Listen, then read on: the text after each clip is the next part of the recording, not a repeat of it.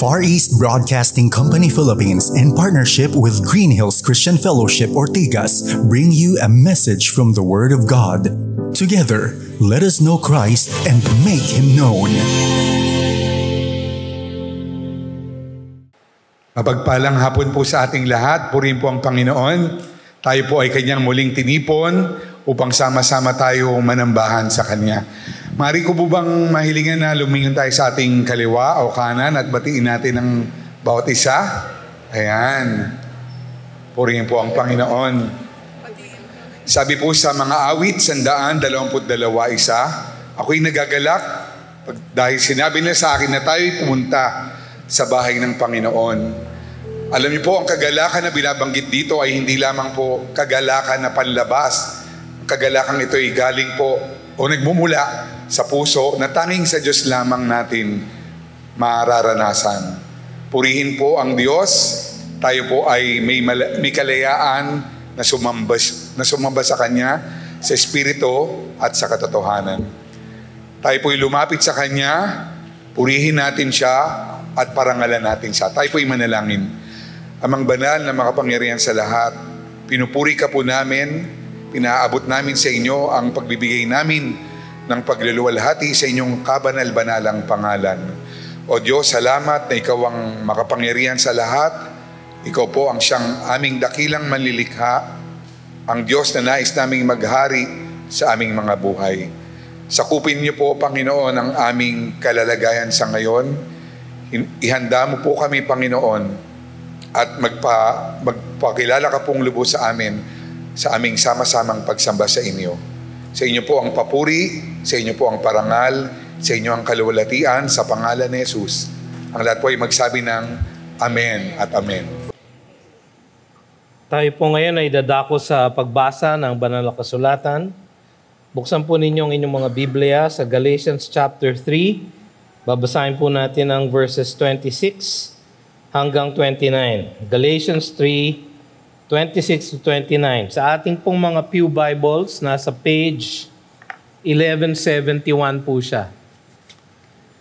Page 1171.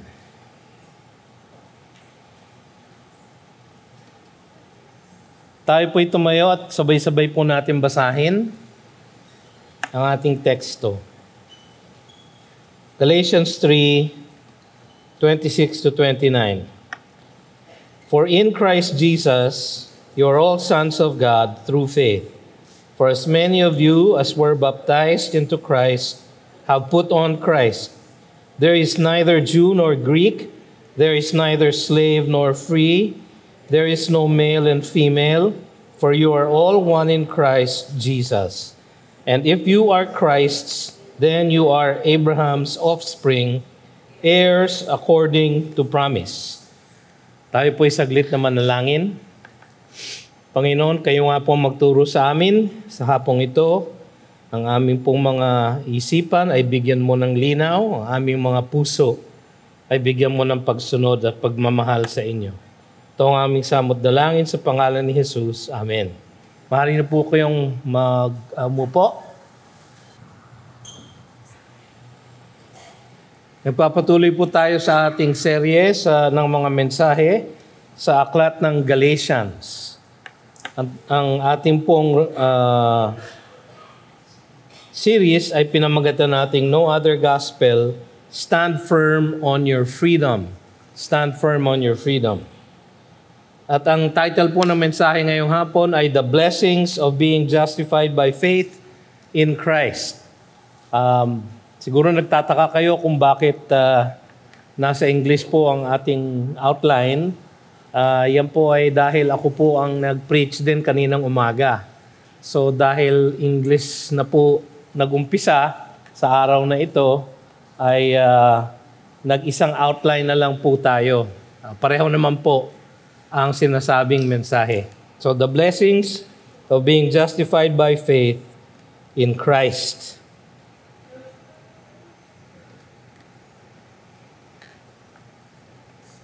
Para doon sa mga ngayon nating nakasama at hindi ninyo napakinggan yung mga previous messages, no, ay i-review ko saglit ang pinagdaanan natin sa aklat ng Galatians hanggang sa puntong ito, no?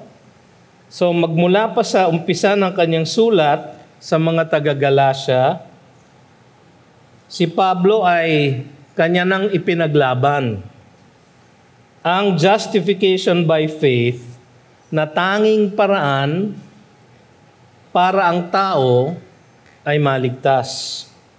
Yan lamang ang kaisa-isang paraan na itinadhana ng Diyos para ang lahat ng makasalanan ay maging matuwid sa kanyang harapan, sa pamamagitan lamang ng pananampalataya kay Jesus at hindi sa pagsunod sa mga batas. Nagumpisa siya, pinagtanggol niya ang kanyang pagiging apostol. Naalala niyo yun sa chapter 2. Sapagkat maraming mga tao ang pumupula sa kanya dahil siya daw ay hindi totoong apostol at datapwat ang kanyang mensahe ay hindi kapareho ng ebanghelyo na tinuturo ng mga apostol sa Jerusalem. Kaya't pinatunayan ni Pablo na siya ay nakatanggap ng mensaheng ito magmula sa Panginoong Hesus mismo. At ang ebanghelyong kanyang ipinapahayag ay pareho din ng ebanghelyong ipinapahayag nila Peter at nila John at nila James sa Jerusalem. At yung mensahe ngang yun ay ito, that a person is not justified by works of the law, but through faith in Jesus Christ. Na ang isang tao ay hindi naaaring matuwid sa harapan ng Diyos, kundi sa pamamagitan lamang ng pananampalataya kay Jesucristo bilang tagapagligtas. Kanyang ipinagtanggol itong doktrinang ito. At sa chapter 3, sa umpisa ng chapter 3, kung inyong alalahanin, sa first 5 verses, kanyang pinatunayan ito sa pamamagitan ng personal experience ng mga taga-Galatians. Sinabi niya sa kanila, hindi ba naranasan ninyo ang pagkakaroon ng pananampalataya kay Jesus hindi dahil sa inyong pagsunod sa batas, sapagkat sila yung mga hentil at wala sa kanila ang kautusan ng Panginoong Diyos na kanyang ibinigay sa pamamagitan ni Moises. So sabi niya, hindi nyo naranasan ang kaligtasan dahil sa pagsunod sa batas, kundi dahil sa pakikinig ng may pananampalataya. Pagkatapos noon, kanyang ipinaglaban ang doktrinang ito sa pamamagitan ng pangangaral mula sa Old Testament. Ginamit niya ang ilang mga teksto na galing sa Deuteronomy, sa Leviticus, sa Habakkuk, at iba pa. At dahil dito, kanyang pinatunayan na magmula pa lang sa Old Testament Scriptures, ang pananampalataya kay Jesus lamang ang tanging paraan ng kaligtasan. Pagkatapos noon, kanyang ipinagtanggol muli ang doktrinang ito sa pamamagitan ng pagbibigay ng isang example sa isang human covenant, isang last will and testament kumbaga, na hindi pwedeng palitan, lalo na kung patay na yung nag-last will and testament. Kung ano ang kanyang ipinangako roon na mamanahin ng mga beneficiary ng last will and testament na yon, ay hindi na magbabago kailanman. Ganon ang pangako ng Diyos kay Abraham at sa kanyang mga salinlahi. Yung last time natin dito, kanya namang ipinagtanggol ang doktrinang ito sa pamamagitan ng pangangaral. Sabi niya, nagtanong siya, kung hindi nga naman tayo naliligtas sa batas, sabi niya sa verse 19, why then the law? So bakit pa binigay ang batas? Nagtanong din siya, is the law then contrary to the promises of God? Certainly not, sabi niya. Ang batas, ang layunin nito, paliwanag ni Pablo, ay hindi upang magligtas, kundi upang magsilbi na tagapagturo sa tagapagligtas. So makikita natin halimbawa sa verse 19, sabi niya, it was added because of transgressions. Dahil ang kasalanan ay hindi natin makikita na kasalanan kung hindi natin makikita yung batas na nagsasabi na ito ay kasalanan. Sinabi niya na ang batas ay hindi nakapagbibigay ng buhay sa verse 21. If a law had been given that could give life, then righteousness would indeed be by the law. Pero hindi nga ganon ang pagliligtas ng Diyos. Sa ating teksto, sa hapong ito, ipapakita naman ni Pablo ang mga pagpapala. Blessings of being justified by faith in Christ alone. Ano yung mga pagpapala? Natapos na siya dun sa medyo mahirap na parte ng kanyang argumento, na kung saan ipinaglalaban niya at tinatalo niya yung kasinungalingan na tinuturo ng mga Judaizer. Ang sabi ng mga yon, oo nga, dapat tayong manampalataya kay Kristo, pero kailangan natin idagdag ang pagsunod sa batas ni Moises. Kailangan ninyong mga hintil na maging mga Hudyo. Ang sabi ni Pablo, hindi kailanman. Sinabi pa nga sa chapter 1 verses 8 and 9 na ang nagtuturo ng ganito ay dapat isumpa. Napakalakas po ng kanyang dating. Napakasakit po ng kanyang mga sinasabi sa mga taga-Galatians. Pagdating niya dito sa teksto natin, magbabago siya ng konti ng tono.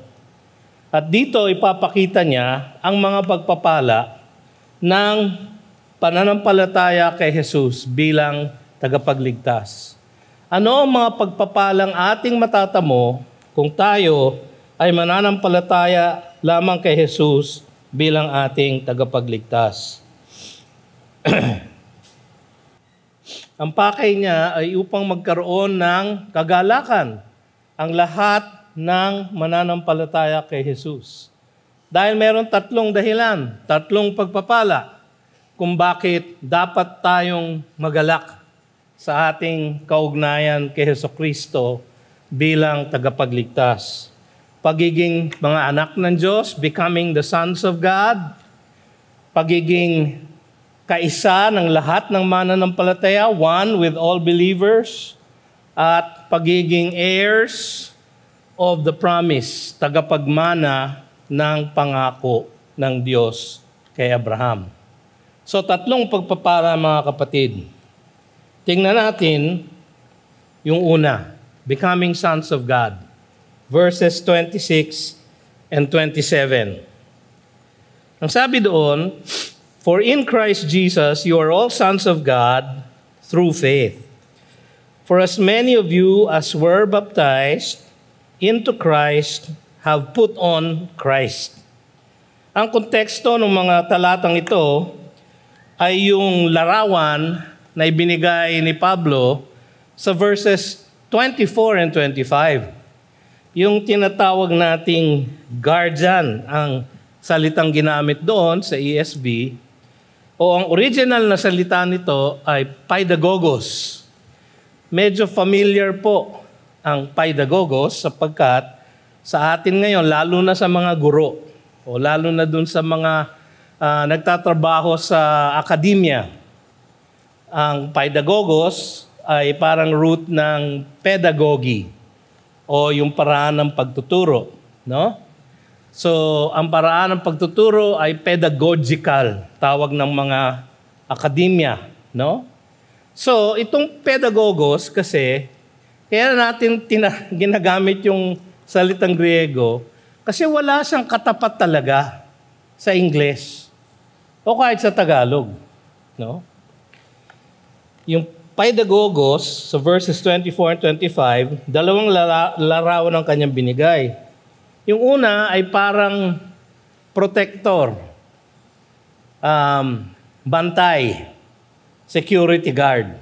No? Sikyo. So, pero hindi lang yun ang ginagawa ng Paidagogos. Siya din ay parang tutor, tagapagturo. Kaya nga sa King James Version, ang translation nitong salitang ito ay schoolmaster. Sa ating version naman na ginagamit sa ESV, ang translation natin ay guardian. So yung guardian, yung schoolmaster, ay hindi sapat para maipakita yung buong ibig sabihin ng salitang yon. Ang salitang pedagogos ay nagpe-paint para sa atin ng isang larawan ng ginagawa ng mga Romano nung panahon na yon.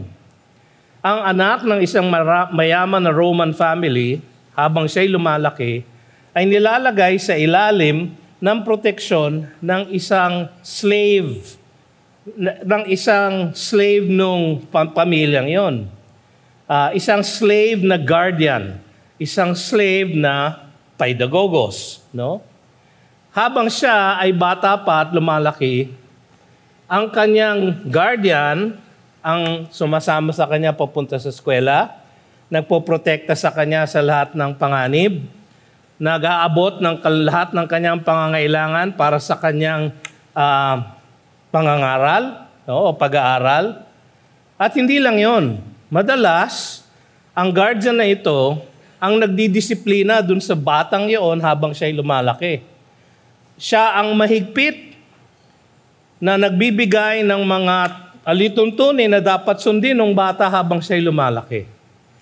Yung bata habang siya'y lumalaki sa isang Roman family na mayaman, ay merong ganitong arrangement. Yung tatay niya, ipinauubaya ang proteksyon, ang edukasyon, at kung minsan, ang mentoring sa isang guardian. Yan po ang picture na pinakita ni Pablo sa verses 24 and 25. Ganyan daw ang batas. Ang batas parang stricto.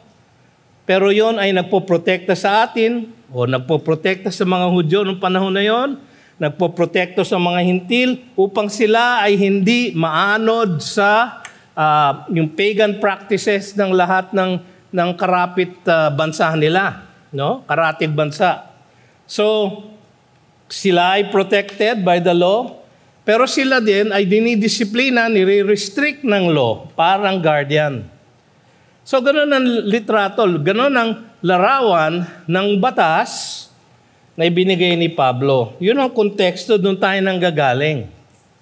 So ngayon, ang sabi sa verse 26, "For in Christ Jesus, you are all sons of God through faith." Kung babasahin natin yung kompleto from verse 25, "But now that faith has come, we are no longer under a guardian." So meron nangyari. Meron nangyaring parang graduation doon sa bata, no? So magmula doon sa batas na nagpoprotekta at nagdidisiplina sa kanya, ngayon siya ay nasa hustong edad na, siya ngayon ay magiging tunay na anak na ng kanyang ama. No? So ganun ang epekto ng pagiging sons of God through faith. Sabi sa verse 26. Mga kapatid, sa ating pananampalataya kay Jesus, ang lahat ng spiritual blessings ay ating natatanggap kung tayo ay in Christ.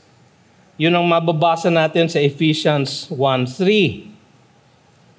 Sa Ephesians 1:3, ang wika doon, "Blessed be the God and Father of our Lord Jesus Christ, who has blessed us in Christ, with every spiritual blessing in the heavenly places." At kanyang in-enumerate dun sa mga susunod na talata. Halimbawa, "He chose us in Him before the foundation of the world, that we should be holy and blameless before Him. He predestined us for adoption as sons. We have redemption through His blood, the forgiveness of our trespasses." Verse 7. "He lavished upon us in all wisdom and insight, making known to us the mystery of His will." Verse 9. So ang lahat ng ito ay spiritual blessings na ating tinatanggap if we are in Christ. Alam nyo, maraming nagtuturo na tayo lahat ay anak ng Diyos at siya ay ama ng lahat. So yan ay totoo to some extent only. We are sons of God all by creation. By creation. Lahat po tayo ay kanyang nilalang, datapwat tayo ay kanyang mga anak. Sabi sa Acts 17:26, "And He made from one man every nation of mankind to live on all the face of the earth." So dahil sa kanya nagmula ang lahat, siya ay ama ng lahat. In that sense, we are sons of God by creation. But not all are sons of God by redemption. Hindi po lahat ay sons of God na niligtas ng Diyos para maging miyembro ng kanyang forever family. In fact, ang proof natin dito, bago tayo nakakilala sa Panginoon, kahit yung mga pinaka-relihiyosong Hudyo, sa John chapter 8, ang tawag sa kanila ni Jesus, "You are of your father the devil." John 8:44. So hindi sila sons of God. Sons of the devil sila. Pero pastor, sila yon. Talagang medyo toxic yung mga Hudyo na yun eh. Palaban sila lahat kay Kristo eh. Tayo, hindi naman tayo ganon. Hindi tayo ganon. Okay. Ephesians chapter 2 verse 3. Babasahin ko yung mula sa verse 1. "And you were dead in the trespasses and sins in which you once walked, following the course of this world, following the prince of the power of the air." Si Satanas po yun. "The spirit that is now at work in the sons of disobedience." Tayo po yun. Verse 3, "Among whom we all once lived." We all once lived. Tayo pong lahat ay nagumpisa doon. Tayo po lahat ay nagumpisa bilang anak ng demonyo. Ang toxic nyo naman, pastor. Pero yun ang sinasabi ng salita ng Diyos. "Among whom we all once lived in the passions of our flesh, carrying out the desires of the body and the mind, and were by nature children of wrath, like the rest of mankind." Hindi sila sons of God. Hindi lahat ay sons of God. Ang mga sons of God are, ayon sa ating teksto, we become sons of God through faith. So all become sons of God by believing in His name, as those who are born of God and led by the Spirit of God. Sabi sa John chapter 1 verse 12, ang sabi nung kasi, si Jesus daw ay pumasok dito sa mundo, ngunit siya ay tinanggihan kahit ng kanyang mga kababayan. So sabi sa John 1:11, He came to His own, but His own people did not receive Him. But, sabi sa verse 12, to all who did receive Him, who believed in His name, He gave the right to become children of God. So doon sa mga tatanggap sa ating Panginoon at mananampalataya sa Kanyang pangalan, ang ibig sabihin po noon, mananampalataya na siya ay namatay sa krus para sa ating kasalanan, na siya ay nabuhay na walang sala para sa ating katuwiran. Kapag yun ang ating pananampalataya, if we believe in His name, we are called the children of God. Pero tignan niyo yung verse 13. Kasi baka akalain niyo ba, kaya pala tayo naging children of God dahil tayo'y nanampalataya sa Kanya. Pero tignan niyo yung verse 13. Siguro iniisip niyo, siguro nangyari yun nung ako ay nag-pray ng sinner's prayer o sumagot ng altar call o di kaya ay sumulat sa bulletin ng GCF na ako ay tumanggap kay Kristo Jesus. Siguro noon nangyari yun. Ganon siguro ako naging children of God dahil ako'y tumanggap sa Kanya at nanampalataya sa Kanyang pangalan. In one sense, tama yun. Pero tingnan niyo yung verse 13. Children of God who were born not of blood. Hindi dahil kayo'y anak ng kung sinong Kristiyano. Nor of the will of the flesh. Hindi dahil nag-decide kayo na kayo'y mananampalataya sa Kanya. Nor of the will of man. Hindi dahil niloob ninyo na siya ay tawaging Panginoon. But of God. We are children of God dahil we are born of God. Kaya sabi ni Jesus kay Nicodemus, di ba, sa John chapter 3, you must be what? Born again. Yung lahat ng tao, hindi pwedeng ipanganak ang sarili. Gayon din, lahat ng makasalanan, hindi pwedeng i-born again ang sarili.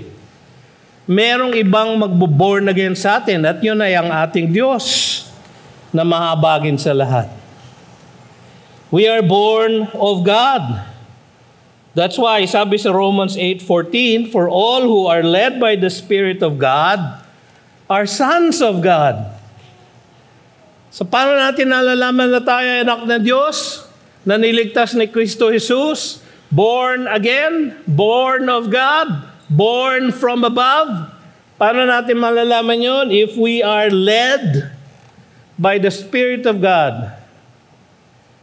Kung tayo nananalangin sa Kanya, kung tayo umaasa sa Kanyang kalakasan, kung tayo sumusunod sa Kanyang salita. For you did not receive the spirit of slavery to fall back into fear, but you have received the spirit of adoption as sons by whom we cry, Abba, Father. The Spirit Himself bears witness with our spirit that we are children of God. Tayo ay children of God dahil tayo ay nanampalataya sa Kanya. Tayo ay nanampalataya sa Kanya sapagkat tayo ay ipinanganak niya muli.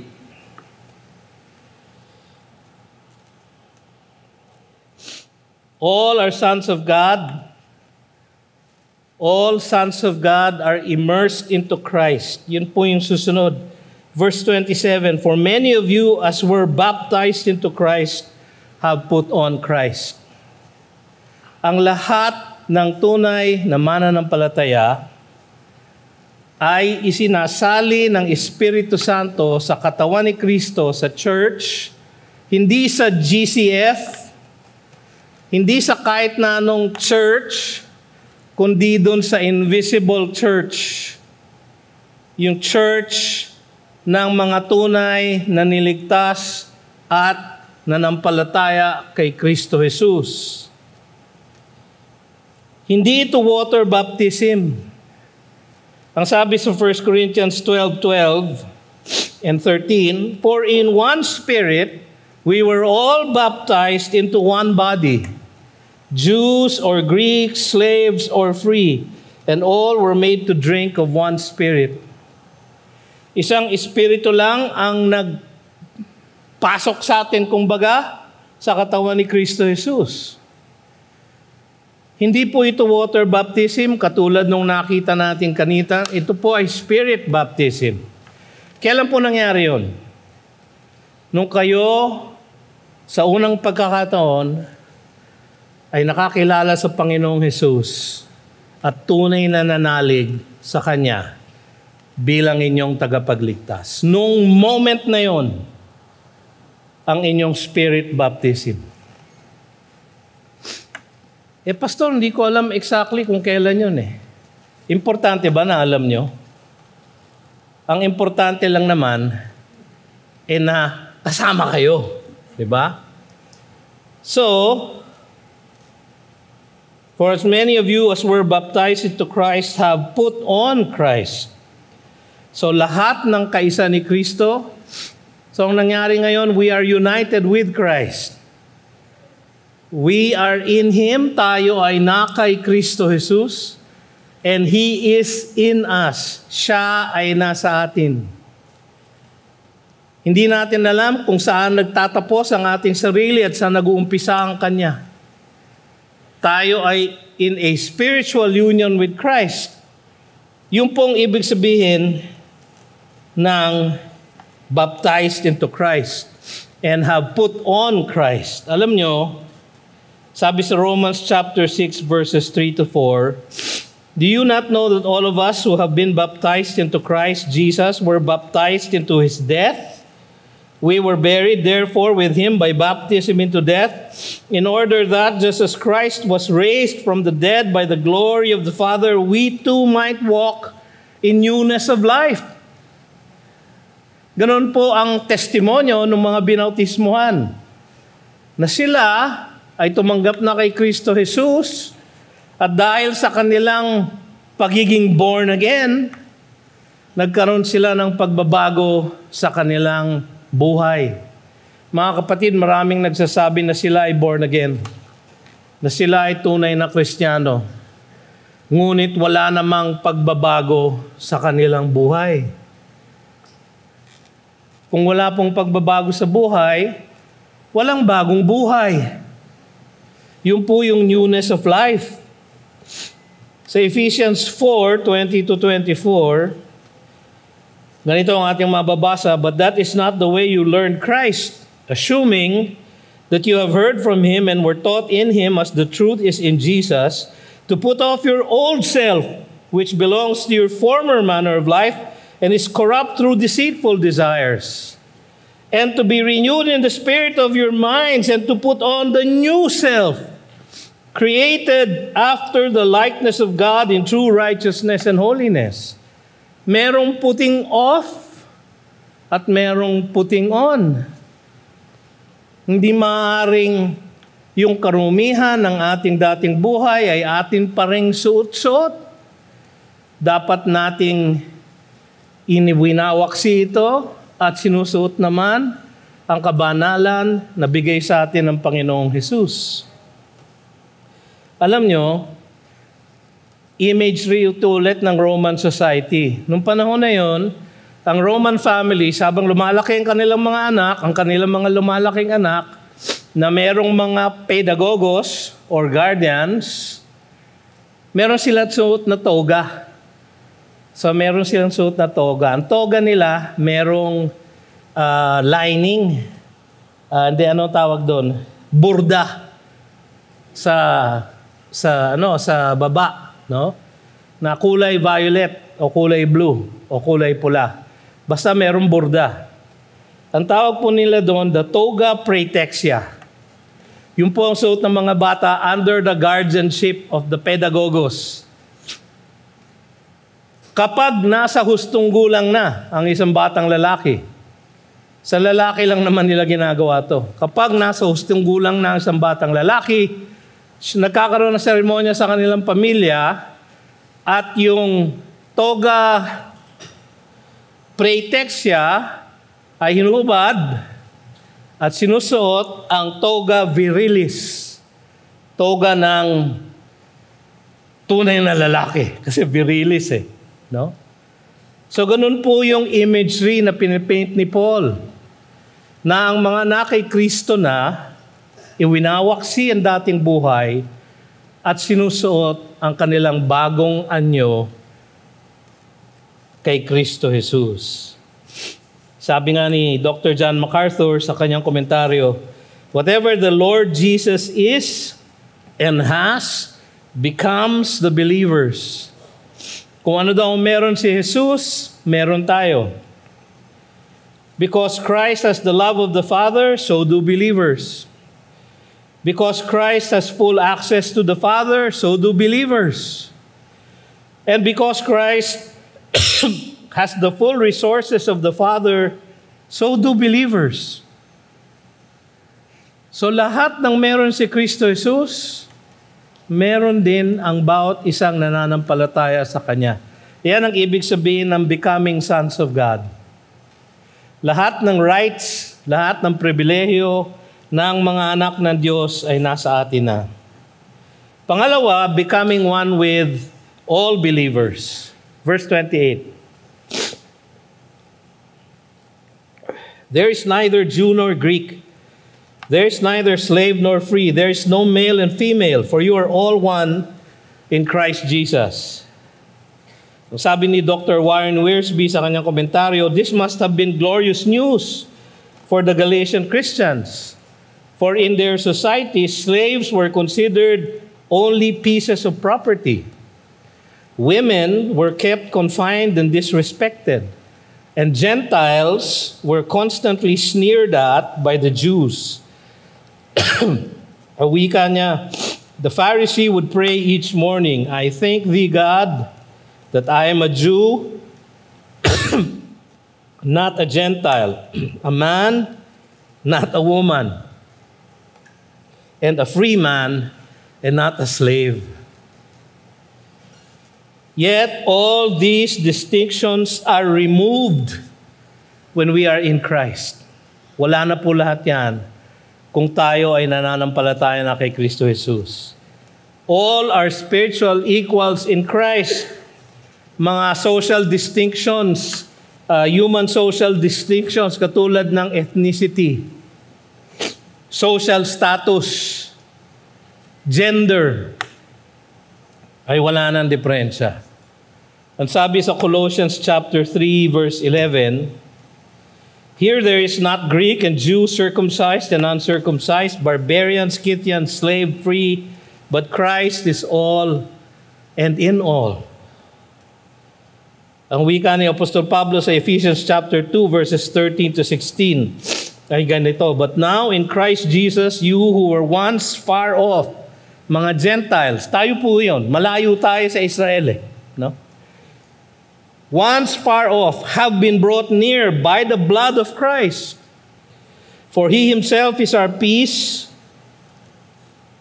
who has made us both one and has broken down in his flesh the dividing wall of hostility, by abolishing the law of commandments expressed in ordinances, that he might create in himself one new man in place of the two, so making peace. So wala nang Hudyo, wala nang Gentile. And might reconcile us both to God in one body through the cross, thereby killing the hostility. Ang sabi sa Romans 10:12, for there is no distinction between Jew and Greek, for the same Lord is Lord of all, bestowing His riches on all who call on Him. So wala nang pagkakaiba. Ang Hudyo, ang Hentil, ay pare-pareho na. Ang babae, ang lalaki, ang master, ang slave, ay pare-pareho ang halaga sa mata ng Diyos. Sa mata ng Diyos. All, however, do not have the same function. Meron tayong iba-ibang function. No? Kung sabi sa Genesis 3:16, sabi kay Eve pagkatapos niya magkasala, to the woman he said, I will surely multiply your pain in childbearing. In pain you shall bring forth children. Your desire shall be contrary to your husband, or shall be towards your husband, but he shall rule over you. Ano ibig sabihin nun? Nagkaroon daw, magmula nung mahulog si Eva, at nagkaroon tayo ng bahid na kasalanan, lahat ng babae daw ay merong secret desire na maging head ng pamilya at hindi yung kanilang asawa. But he shall rule over you. So yun, inabuso ng mga lalaki over time. Ang mga lalaki umabuso sa mga babae. Inabuso ang mga babae, inoppress ang mga babae. Ang mga babae naman, dahil sila ay iniipit, ay lumaban. Pero yung ibang babae, talagang gusto nila, sila yung maging head. Gusto ko akong masunod. No? My husband is the head, but I am the neck, and the head cannot move without the neck. Ganyan ang wika ng maraming mga kababaihan. Pero ang sabi sa Ephesians 5:23, for the husband is the head of the wife, even as Christ is the head of the church, his body, and he himself its Savior. 1 Corinthians 11:3, but I want you to understand that the head of every man is Christ. The head of a wife is her husband, and the head of Christ is God. Doon pa lang makikita na natin mga kapatid na ang submission does not equal inferiority. Hindi ibig sabihin na head ako ng aking asawa, superior ako sa kanya, inferior siya. Hindi po. Dahil sa totoo lang, kung kilala nyo kaming dalawa, mas matalino po asawa ko. No? So superior po siya, pero head po ako. No? Pero sa totoo lang, kung alam nyo kung anong responsibilidad ng head, mga babae, kayo na lang ang mag-head. Kayo na lang ang mag-head. Utang na loob. Kayo na lang ang mag-head. Mahirap pong maging head. Sapagkat kayo, ang lahat ng magiging head, dapat alipin ang lahat.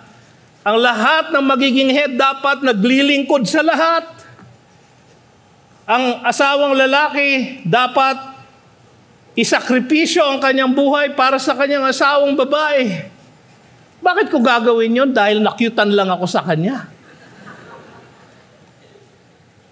Pero ganun po ang pagiging head. Gusto niyo maging head? Kayo na lang.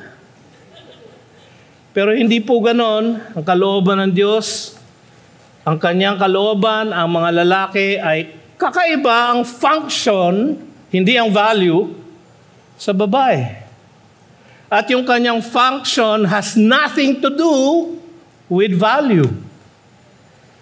Not superior, not inferior. All should be treated equally valuable in Christ. At kapag ating violate ito, ang tawag po doon partiality, at yun po ay kasalanan. James chapter 2 verse 1, My brother, show no partiality as you hold the faith in our Lord Jesus Christ. Verse 9, But if you show partiality, you are committing sin and are convicted by the law as transgressors. Romans 2:11, bakit? For God shows no partiality. Ang ating Diyos po ay hindi nagtatangi on the basis of ethnicity, on the basis of gender, or on the basis of social status. Ang lahat po spiritually have the same value in His eyes. Ang sabi nga ni R.C. Sproul, what Paul is saying is simple: being a Jew, being a Gentile, being a woman, being a man, being free, being a slave, no matter what, the ground is level at the foot of the cross. Patag daw po ang lupa sa paanan ng krus ng ating Panginoon. Patag. Tayo po ay isa sa Kanya. We are all one with all believers. Finally, we are all heirs of the promise, verse 29. And if you are Christ's, then you are Abraham's offspring, heirs according to promise. If you are Christ's, yung lahat ng dinescribe natin, kung kayo ay naniwala kay Jesus, na ang kanyang perfect life ay kanyang ibinigay sa inyo, ang kanyang sinless death ay kanyang ipinataw sa inyo, kung kayo'y naniniwala doon, kayo ay ligtas. Dahil kayo ay kanyang ipinanganak na muli. Kaya kayo nakarespond sa kanya with faith. At kung yan ang totoo, you are sons of God. Hindi lang kayo sons of God, you are one with all believers. Magkakapareho tayo sa mata ng Diyos.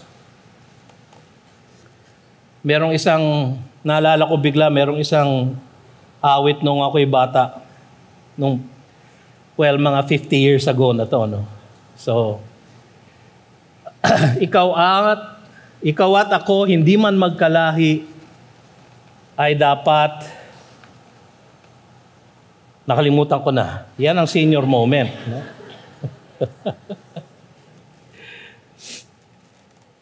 Ang refrain po noon, tayong lahat ay magkakapatid.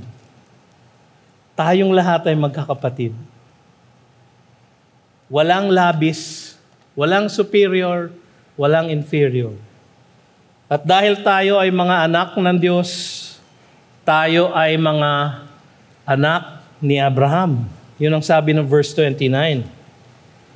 Ang lahat ng na kay Kristo Jesus are Abraham's offspring because they are all sons of God through faith. Napag-aralan natin to last time, Galatians chapter 3 verses 7 to 9. Know then that it is those of faith who are the sons of Abraham. Yung mga naniniwala sa promise na salvation. Yung mga naniniwala sa pinangako ni Jesus sa lahat ng mananampalataya sa Kanya. They are the sons of Abraham. Dahil yung sons of Abraham po, ang tagapagmana ng lahat ng pangakong pagpapala ng Diyos. Buhay na walang hanggan. Kasama niya sa kanyang kalwalhatian sa langit. Yan po ang kanyang pangako sa lahat ng salinlahi ni Abraham. And the scripture, foreseeing that God would justify the Gentiles by faith, preached the gospel beforehand to Abraham. Ano yung gospel? Ang sabi ni God kay Abraham sa Genesis 12:3, in you shall all the nations be blessed. So then, those who are of faith are blessed along with Abraham, the man of faith.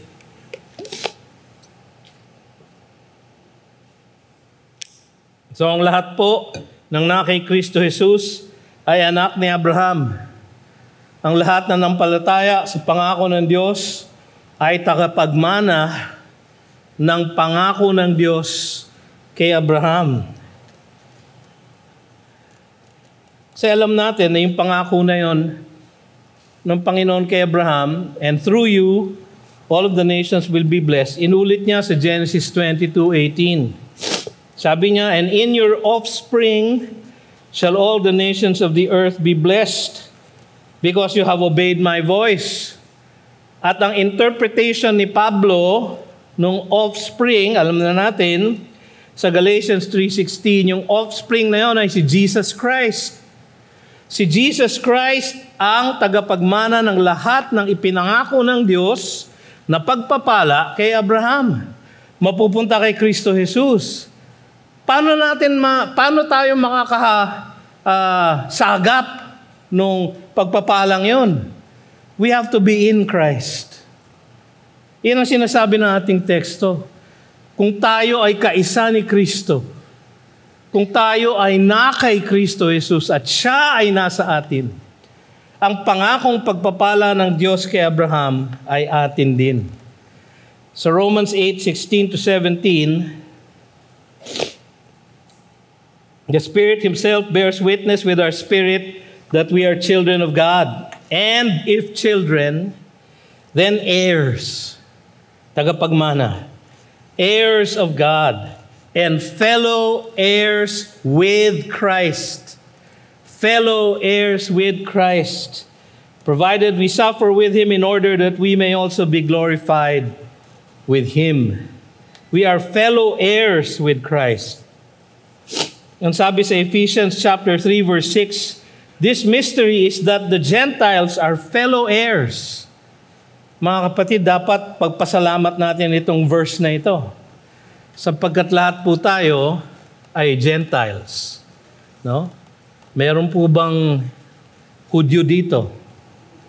Wala, no? Lahat po tayo ay Pinoy. Right? So lahat po tayo ay Gentiles. Dahil hindi po tayo Hudyo.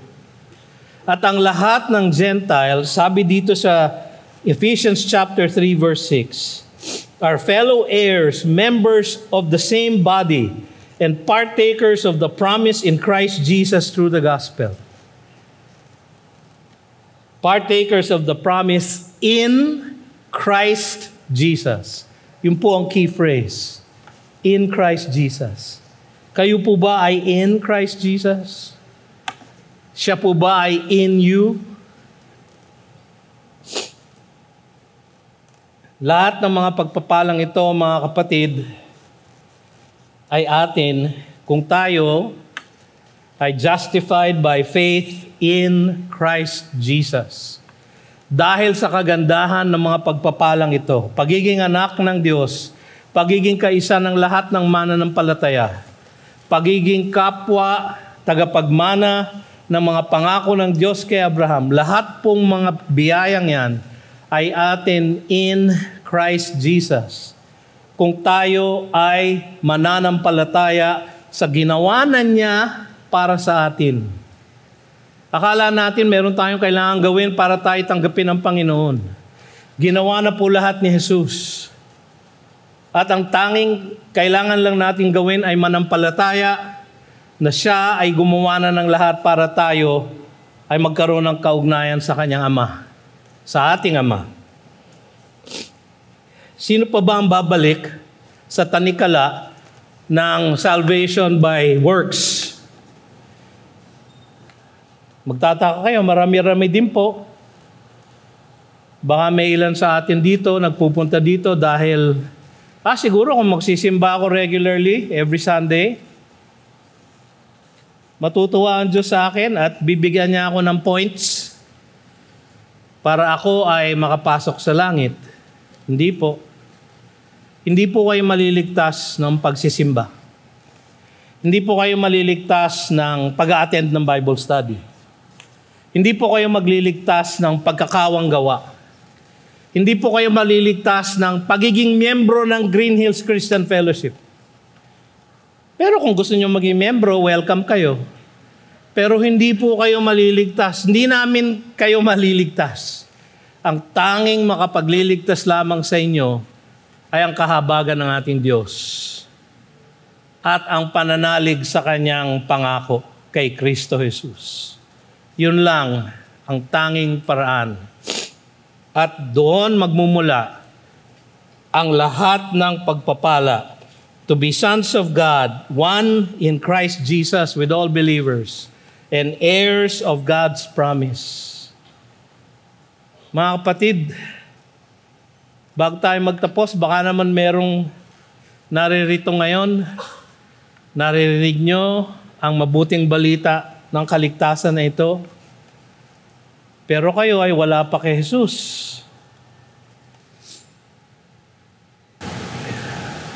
Di ba kayo nagtataka at kayo'y dinala dito sa hapong ito, sa oras na ito, upang mapakinggan ang salita ng Diyos at ang mensahe na ito?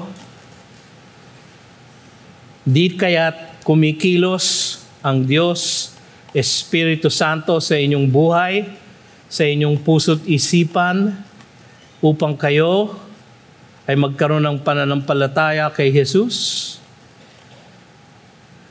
O baka namang pilit ninyong ginagawa ng paraan ng inyong sariling mabubuting gawa ang inyong kaligtasan? Kaibigan, wala pong mararating yung ganong klaseng gawa.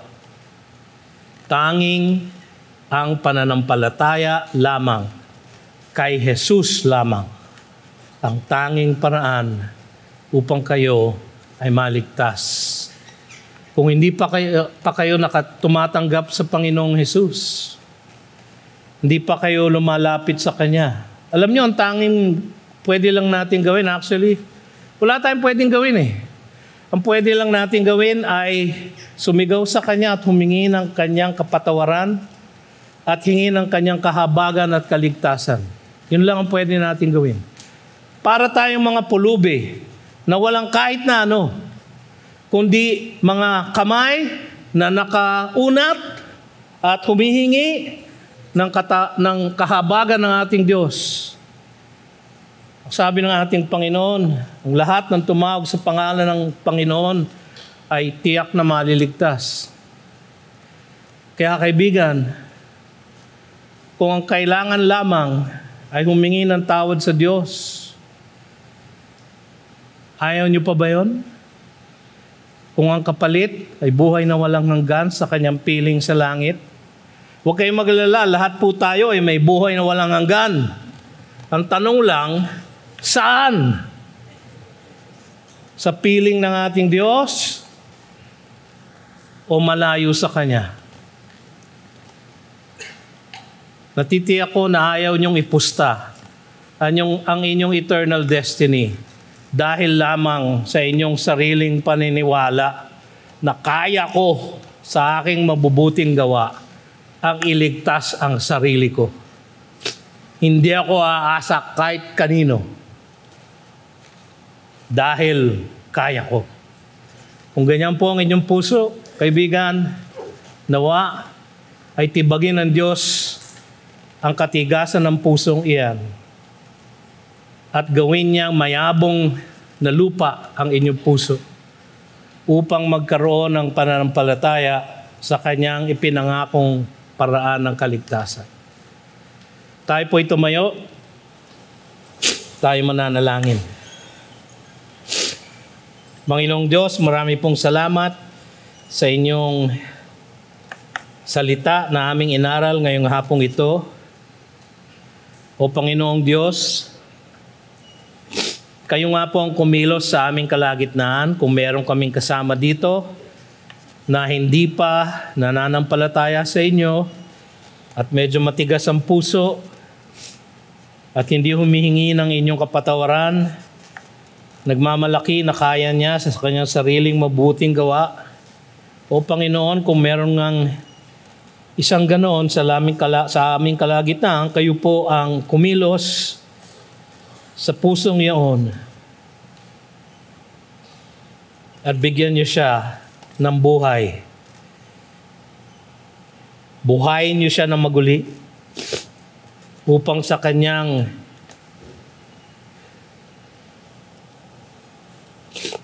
pagbabagong buhay ay kayo ang kanyang kapitan para sa kanyang kaligtasan. O Diyos, maraming salamat para sa amin na inyo nang niligtas.